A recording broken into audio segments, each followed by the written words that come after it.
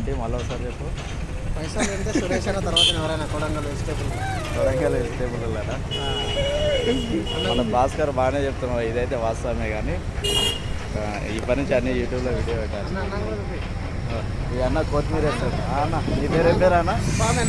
స్వామి అన్న నాకు కొత్తిమీర వేస్తాడు. ఈ అన్ననేమో నాకు బెండకాయలు వేస్తాడు.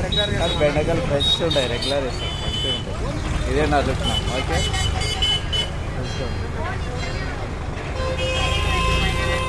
దానికి ఇంకేమన్నా ఏమైంది?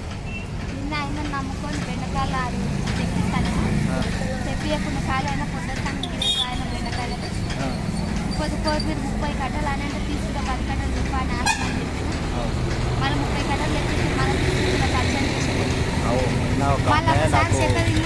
బెండకాయలు తెప్పిస్తా అన్నది తెప్పియలేదు.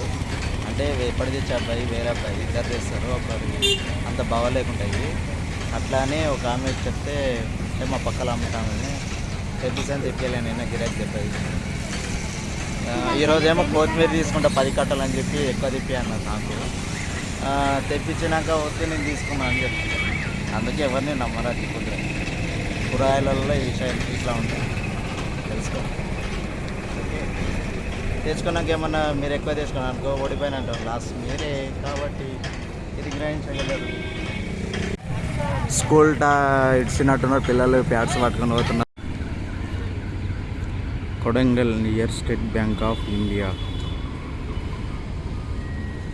The traffic is jam.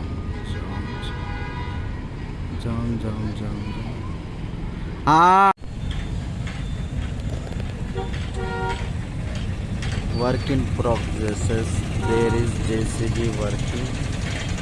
You know, there. 1.5 kilo बस कवर एक्सलेंट.